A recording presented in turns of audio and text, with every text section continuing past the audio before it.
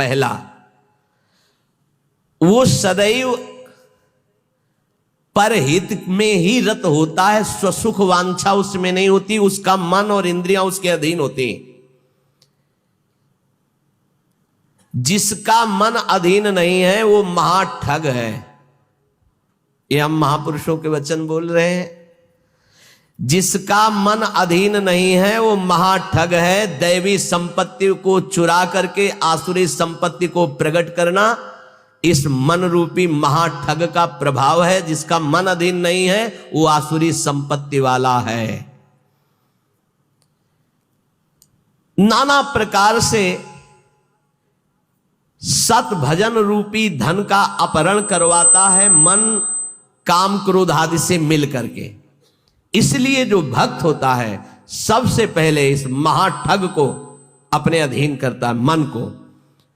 उसकी हर बात का अनादर करके सदगुरु की बात से इस मन को वश में किया जाता है, मन की बात का अनादर करके। और जो मन के अनुसार चलता है वो स्वयं महाठग अपने को ठगा करके ऐसे कार्य करता है जिससे पछताना पड़े। तो भक्त का पहला लक्षण है मन विजयी, स्वसुख वांछा का त्यागी, पहला लक्षण है इसमें जो वर्णन कर रहे हैं। दूसरा है भक्त मृत्यु विजयी होता है। मन विजयी, इंद्रिय विजयी, और दूसरा मृत्यु विजयी। वो हर समय सच्चिदानंद भगवान के चिंतन में इतना निमग्न रहता है कि उसके अंदर से मृत्यु का भय खत्म हो जाता है, मरने का भय खत्म हो जाता है। मन और इंद्रियां अधीन और मृत्यु के भय से मुक्त, भक्त का लक्षण। जिए काल बस ना परे, समुझ जियाए शरण ते डरत ना काल डर, शुद्ध भक्त का लक्षण। तीसरा, सदैव गुरुदेव और भगवान के अनुकूल ही कार्य करने वाला, जिससे गुरुदेव की आज्ञा पालन और भगवान की प्रसन्नता हो, उसके अलावा कोई भी अन्य कार्य उस भक्त के द्वारा नहीं हो सकते। अर्थात तस्मात् शास्त्रम प्रमाणन्ते कार्याकार्यो व्यवस्थितौ। उसके आचरण साधुता के अनुकूल, गुरु के अनुकूल, शास्त्र के अनुकूल, भगवान के अनुकूल। श्री कृष्ण अनुकूलेन प्रतिकूलस्य वर्जनम, प्रतिकूलस्य वर्जन, प्रतिकूल को त्याग दिया, विसर्जनम पूर्ण रूप से त्याग दिया। पहला है मन और इंद्रियों को वश में करने वाला। अगर मन और इंद्रियों को वश में नहीं किया तो महाठग होगा, क्योंकि मन बहुत ठगी है। वो सारी देवी संपदा को चुरा कर आसुरी संपदा प्रकाशित करता है, इसलिए उसका स्वभाव ठगी हो जाएगा। जो मन और इंद्रियों को वश में नहीं किया, ठगी का मतलब पाखंड, बाहर से बड़ा और अंदर से पोला। अंदर से वही काम क्रोध लोभ मोह मद की प्रवृत्तियां, वही धन, वही भोग वासनाएं। बाना कुछ और है और आचरण कुछ और है। दूसरा है मृत्यु पर विजय प्राप्त की, मृत्यु के भय का नाश हो गया, वही भक्त है। पहला लक्षण शरणागति में आता है निर्भय, मृत्यु का भी भय खत्म हो गया है। तो जो साधक है वो चल रहा है, लेकिन वो मृत्यु से थोड़ी डरता है, वो तो चल रहा है प्रभु की तरफ। और जो प्रभु का भक्त हो चुका है उसके अंदर मृत्यु का भय कैसे होगा। तीसरा, भूल न दे कुमारक पाऊं, गुरु और इष्ट के प्रतिकूल आचरण बन ही नहीं सकता भक्त के द्वारा। वो सदैव गुरुदेव की आज्ञा और इष्ट देव की प्रसन्नता पर ध्यान रखकर कार्य करता है। चौथा, सदैव देखता रहता है कि मेरे गुरुदेव, मेरे इष्ट देव मुझे देख रहे हैं, मैं जो भी आचरण कर रहा हूं मेरे गुरुदेव देख रहे हैं, मेरे इष्ट देव देख रहे हैं। एक शिष्य बनने के लिए दो लोग गए, गुरु ने दोनों को तरबूजे दिए, कहा एक तुम जाओ ऐसी जगह से अमनिया करो जहां कोई देख ना रहा हो, ऐसी जगह जाके काटो जहां कोई देख ना रहा हो। एक आए, थोड़ी देर में काट के बैठ गए, बोले उसको भी आ जाने दो। शाम तक घुमा, लौट के ऐसे ही पूरा रख दिया, जिससे अमनिया किए हुए बैठे थे उनसे पूछा कि तुम बहुत जल्दी आ गए मनिया करके, कहाँ? बोले प्रभु एक ऐसे एकांत स्थल में गया, आसपास देखा कोई नहीं था, चिड़िया भी नहीं थी, वहां से काट के ले आए। अच्छा, आप क्यों नहीं शाम तक घूमते रहे? बोले प्रभु मुझे कोई ऐसा स्थान नहीं दिखाई दिया जहां आप न हो। आपने कहा था कोई न हो, तो मुझे कोई ऐसा स्थान नहीं दिखाई दिया, क्योंकि अखंड मंडलाकारम व्याप्तम इन चराचरम, आप चराचर में व्याप्त मेरे गुरुदेव हैं, मेरे गुरुदेव देख रहे हैं। इसलिए आपने कहा था कोई न देख रहा हो, तो प्रभु हर समय आप मुझे दिखाई दे रहे थे, इसलिए मैंने काटा। तो जो काट लिए थे उनसे कहा तुम तरबूज पाओ और निकल लो, तुम्हारी दीक्षा नहीं होगी। और जो नहीं काटे थे उनसे कहा तुम दीक्षा के अधिकारी हो। ये चौथा, जो हर समय ये देख रहा है कि मेरे गुरुदेव मुझे देख रहे हैं, मेरे इष्ट देव मुझे देख रहे हैं, मैं जो भी आचरण कर रहा हूं मेरे गुरुदेव देख रहे हैं।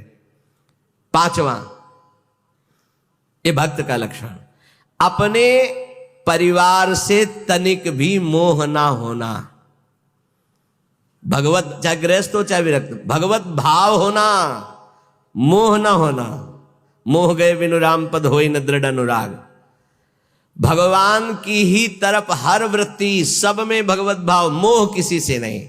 और छठवां, महान दुख विपत्ति को आदर पूर्वक मुस्कुरा कर सहना। समझ में आ रहा है? ये हैं भक्त के लक्षण। महान दुख, जो गुरु भक्त होता है उसमें दया, नम्रता, साधुओं से प्रेम, दंभ शून्यता, असंगता, निष्कामता, तीव्र वैराग्य, शांति, एकांतवास, केवल केवल भगवान से संबंध, ये 10 बातें जागृत हो जाती हैं जो ये गुरु की शरणागति लेकर के आराधना करता है। सज्जन, साधुजन, भक्तजन उसे ही कहते हैं जो किसी भी माता बहन में काम भाव न देखे, जो किसी से धन लेने की चाह न करे, जो दूसरे के दुख को देखकर स्वयं दुखी हो जाए, और जो हर समय ईश्वर को अपने सामने रखता है, उसे कहते हैं साधु। उसे साधु कहते हैं, चाहे वो गृहस्थ हो चाहे विरक्त हो।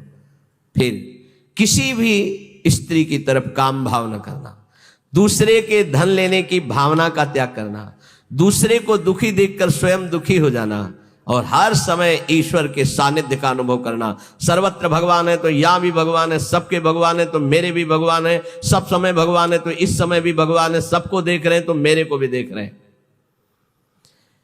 श्री भगवान का अखंड स्मरण, सब में समता का व्यवहार, संतों में विशेष भाव, नम्रता, और प्राण मात्र में भगवत भाव, ये स्वाभाविक भक्त के अंदर आने लगते हैं। जो विषयों का संग्रह, भोगों का चिंतन, दूसरे शरीरों का आकर्षण भोग वासना से, और रुपया पैसा की प्रियता, वो महामूर्ख है, वो भगवान का भक्त नहीं हो सकता। महामूर्ख इसलिए कि मूर्ख उसे कहते हैं जो कबाड़ बटोरता है, बुद्धिमान उसे कहते हैं जो कीमती वस्तु लेता है। कीमती वस्तु हरि नाम में भगवान को छोड़कर कबाड़ बटोर रहा है। भेष बहुत अच्छे व्यापारी का है और कबाड़ बटोर रहा है। भेषधारी हरि के उर सालें, भगवत ऋषि जी ने कहा है।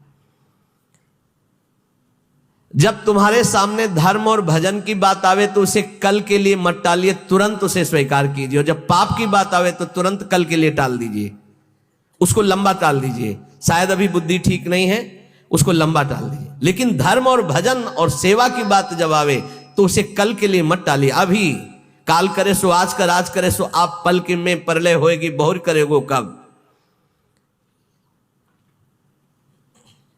भोजन की चिंता का तनिक भी भाव भक्त के हृदय में नहीं होता, भोजन कहां मिलेगा। दूसरा, अर्थ की व्यवस्था से जीवन यापन करने का स्वभाव भक्त का नहीं होता। तीसरा, भयानक रोग आने पर मस्ती में कोई फर्क ना पड़े। चौथा, कोई भी संग ना दे तो भी असंग भाव में नित्य मगन रहे। ये भक्तों के लक्षण वर्णन हो रहे हैं। भोजन की चिंता का त्याग, धन की व्यवस्था से जीने की भावना का त्याग, भारी रोग की स्थिति में मस्ती में कोई फर्क ना आवे भक्त का लक्षण, और किसी के भी संग में उसकी कोई रुचि नहीं, असंगता का उसको सुख है। जब हम नए नए संत वेश में थे तो श्री स्वामी ओंकारानंद सरस्वती जी महाराज नजफगढ़, बहुत बड़े महापुरुष थे, उनके दर्शन करने गए तो उन्होंने कहा अच्छा बेटा संत बन गए हो। पहले से वो कृपा करके घर जाया करते थे, बहुत से संत भगवान जाते थे, तो बहुत अच्छा बहुत अच्छा। देखो बेटा संतों का जीवन, आज उसे लिखा पाया है, हाँ वहां तो उसमें समझाया था तो समझ गए। जो संतों में लक्षण, तो वो श्वान के 10 लक्षण महान संतों में पाए जाते हैं, ये लिखी है इसमें बात। और वो बात हमको बचपन में बताई थी से, इसीलिए जो आप लोग सुनते हैं सब संतों की झूठन है, महापुरुषों के अनुभव, जो छाती का अनुभव सब मिलाकर, तभी आपको जो कुछ भी वो तभी अनुभव में आता है। उन्होंने उनके श्रीमुख से, जो ये तो अभी तो बताएंगे, उनके श्रीमुख से कि बेटा, बोले पहला लक्षण, एक बार मैं भिक्षा मांगने गया तो जिसके दरवाजे पे गया तो उसने कहा रुको, रुक गए। क्यों रुके? चल भाग यहां से। मैं चल दिया। स्वामी जी रुको रुको रुको, आ जाओ। फिर गए, बोले 7 बार बेटा उसने दबकाया, 7 बार भगाया, 7 बार मैं वापस गया, 8वीं बार उसने भिक्षा दी। ठीक बोले, कुत्ते का ऐसा ही स्वभाव होता है, ऐसे करके रोटी डालो, डंडा मारो, फिर चलो, फिर कुछ करो, फिर आ जाएगा। उसको माना अपमान का किंचन मात्र ध्यान नहीं रहता। ऐसे ही महान संतों का स्वभाव होता है। एक स्वभाव कि आप ऐसे करो, फिर तो एक बार देखेगा, फिर लौट के आएगा, फिर आप डंडा हुआ, फिर दबका दो, फिर वो जय बार करोगे तय बार वापस। उसे माना अपमान का बोध नहीं होता। श्वान के ये 10 लक्षण महान संतों में पाए जाते हैं। वो अपनी भूख मिटाने के लिए माना अपमान का ध्यान नहीं करता भिक्षान्न के द्वारा। इसमें केवल इतना संकेत विस्तृत से उन्होंने बताया था। दूसरा, बोले बेटा जब बंदर सर्प को पकड़ लेता है, बोले तुमने देखा नहीं होगा, मैंने देखा, ऐसे वो फन पकड़ता है, पेड़ में ऐसे रगड़ता है, फिर कान में लगाता है, अगर वो सूं हुआ जरा सा फिर रगड़ता है उसको। बोले उसके मरने पर भी 100 बार रगड़ता है उसको। बोले मैंने देखा।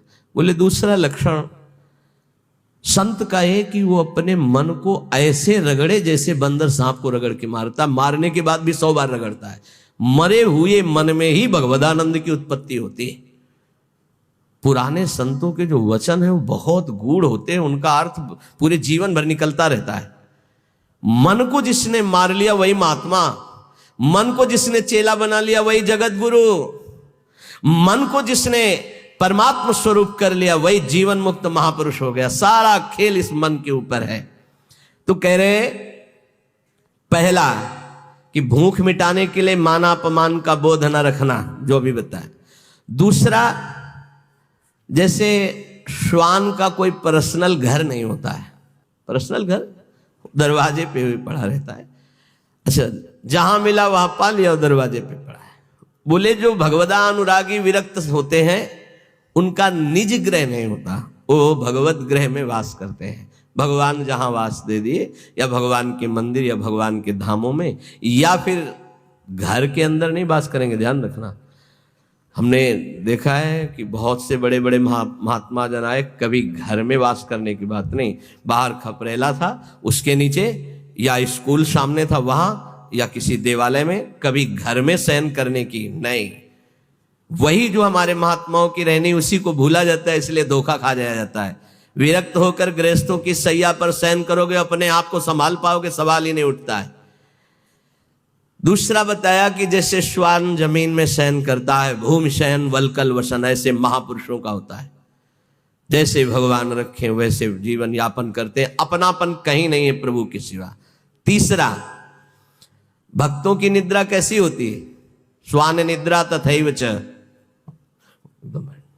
बिल्कुल तस्मा शास्त्रम प्रमाणम, श्वान एकदम सावधान, ऐसी निद्रा, सदा सजग निद्रा में वो रहता है भक्त, सावधानी से। उसका ऐसा सोना नहीं होता कि कुछ कुंभकर्ण के अंश वाली नींद वाले होते हैं, कुंभकर्ण कैसे जगाएगा जानते? उसके पेट में बड़े बड़े भाले ऐसे सब, हाथी की चिघाड़ कान में। जब भूख लगी, भोजन की खुशबू गई, तब कुछ असर आया उसको कि तो ऐसे ही जब 11-12 बजे भूख का, तब भले नींद खुले, नहीं तो ऐसे ऐसे महापुरुष हैं कि निद्रा समाधि स्थिति 10-10 बजे तक सोते हैं। हमें लगता है कि अगर परसेंट जोड़ा जाए तो 80% ऐसे सोते हैं। 20% होंगे पूरे देश में जो जगते होंगे 4 बजे 3 बजे और अपनी साधना भजन में, नहीं तो प्राय ऐसे 2 बजे तक मस्ती की और फिर सो गए, 11 बजे तक सो रहे, और भगवान सूर्य उनकी आयु श्री कीर्ति यह सबका अपहरण कर रहे हैं और उनको पता नहीं। भक्ति की निद्रा स्वान निद्रा तथैव च। और इसके बाद कब वो दरवाजे से चला गया पता नहीं चला। ऐसे सच्चे संतों को देखा है अपने वहां की, रात्रि में कब वो बिस्तर लेकर के निकल गए पता नहीं चला। प्रायः सुबह जब उनको ओम नमो नारायण करने के लिए गए तो तख्ता खाली मिला है। कभी ये बता के नहीं कि मैं जा रहा हूं।